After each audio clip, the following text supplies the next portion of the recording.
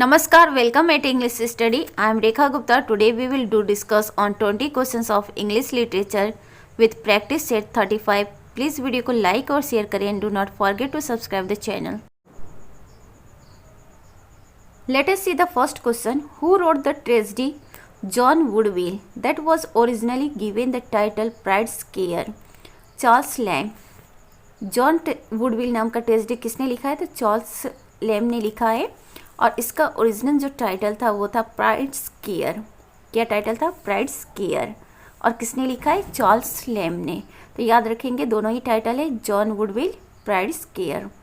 Charles Lamb का work है. Question number 2. The churchyard school of poets means.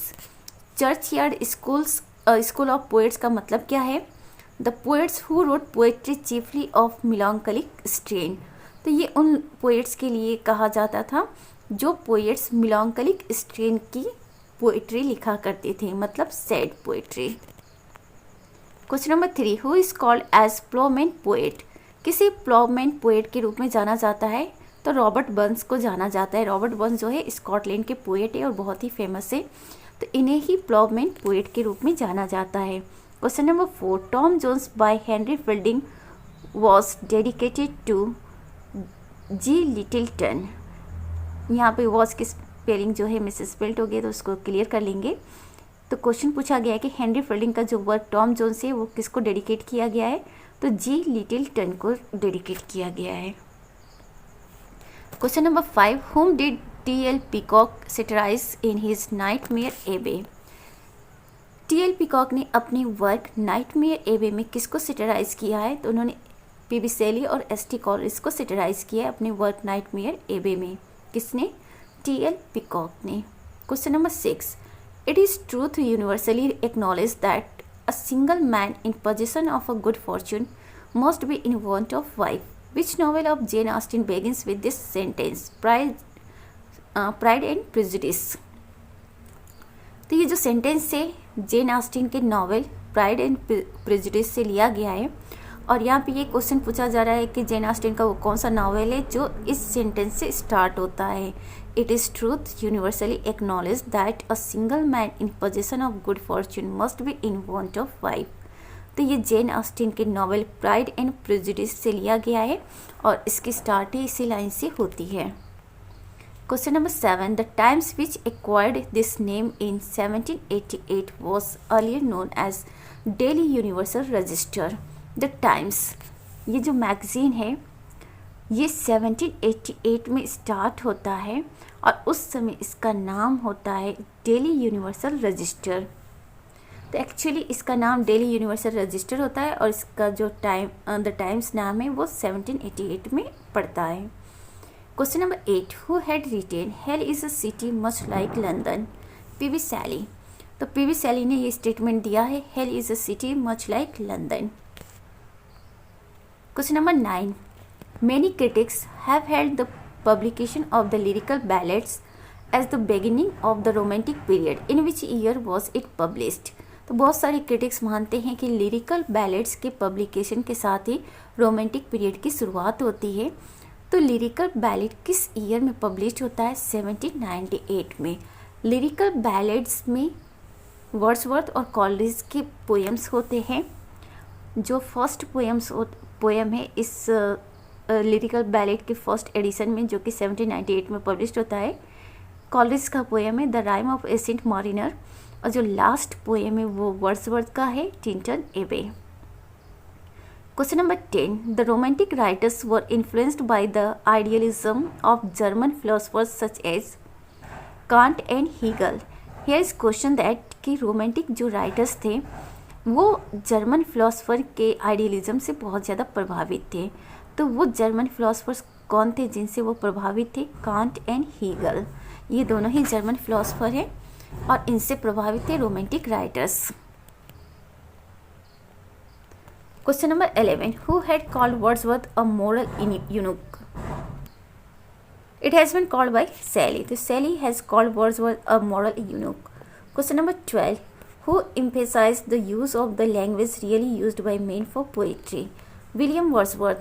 तो William Wordsworth जो हैं वो एम्फसाइज़ करते हैं कि जो पोएट्री का लैंग्वेज है वो आम लोगों का लैंग्वेज होना चाहिए, बहुत हाई लेवल की लैंग्वेज नहीं होनी चाहिए, ऐसी लैंग्वेज होनी चाहिए जिसे हर कोई समझ सके।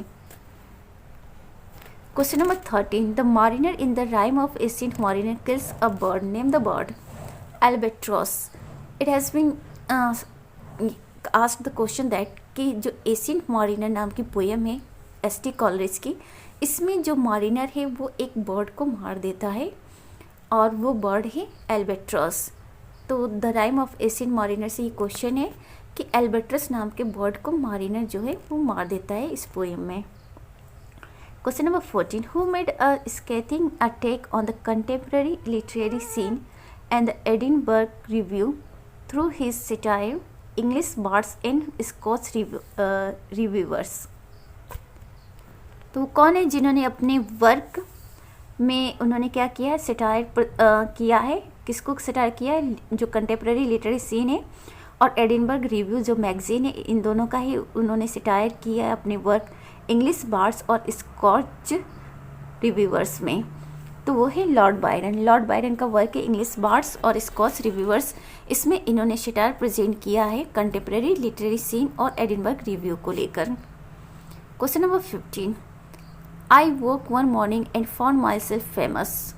Who commented thus on his sudden success as a poet? Lord Byron। तो ये लॉर्ड बायरन ने अपने लिए कहा है कि I woke one morning and found myself famous। तो ये इन्होंने अपनी सक्सेस के लिए, अपनी सफलता के लिए ये कमेंट किया है। Question number 16, regarding whom did Charlotte Bronte say the passages are perfectly unknown to her? She rejects even a speaking acquaintance with that stormy sisterhood. Jane Austen. तो चार्लोट ब्रॉन्टी ने ये स्टेटमेंट किसके लिए use किया है, Jane Austen के लिए use किया है। Charlotte Brontë is also a novelist और उन्होंने जेन ऑस्टिन जो कि नॉवेलिस्ट है उनके लिए ये स्टेटमेंट दिया है। स्टेटमेंट क्या है, the passions are perfectly unknown to her, she rejects even a speaking acquaintance with that stormy sisterhood. तो this is for Jane Austen by Charlotte Bronte. Question number 17, for thy sake tobacco I would do anything but die, who has been quoted here, Charles Lamb. यहाँ पे Charles Lamb का statement है, for thy sake tobacco I would do anything but die. तो ये क्वेटेड किससे related है, ये जो कोटेशन है किससे रिलेटेड है, ये चार्ल्स लैम से रिलेटेड कोटेशन है। Question number 18, who has the death of Keats according to Shelley's Adonais. तो सेली का जो फेमस वर्क है एडोनिस, जो कि उन्होंने किड्स के डेथ पर लिखा है, और इसमें सेली किड्स के डेथ का जो रिस्पॉन्सिबिलिटी है वो किसे बताते हैं, किसे कहते हैं कि वो रिस्पॉन्सिबल है किड्स के डेथ का, तो that is the brutal reviewers. जो रिव्यूअर्स थे किड्स के वर्क के वो बहुत ही ब्रूटल थे अकॉर्डिंग टू सेलिस एडोनिस, और उन्हीं लोगों की वजह से किड्स की इस तरह से डेथ हो जाती है बहुत कम समय में, ऐसा सेली का मानना है अपने वर्क एडोनिस के through. Question number 19, who expressed his dislike for poetry that has a palpable design upon us in one of his letters. तो वो कौन है जिन्होंने अपने एक लेटर्स में कहा है पोएट्री को लेकर कि that has a palpable design upon us, तो that is John Keats. John Keats ने अपने लेटर्स में इस तरह से पोएट्री के बारे में मेंशन किया है। Question number 20, it is no small thing to have so loved the principle of beauty as to perceive the necessary relation beauty with truth and of both with joy. Who is Matthew Arnold talking about in this sentence, John Keats. तो यहाँ पे Matthew Arnold का ये statement है, it is no small thing to have so love the principle of beauty as to perceive the necessary relation beauty with truth and of both with Joy. Matthew Arnold का statement है और ये statement किसके लिए है, John Keats के लिए है। तो याद रखेंगे ये दोनों ही question number 19 and 20 John Keats से रिलेटेड है। और जॉन किड्स कौन है ये तो बताने की ज़रूरत नहीं, आप सभी लोग जानते हैं, he is famous romantic poet of younger generation. तो this is all about for today's video. Please video को लाइक और शेयर करें and do not forget to subscribe the channel.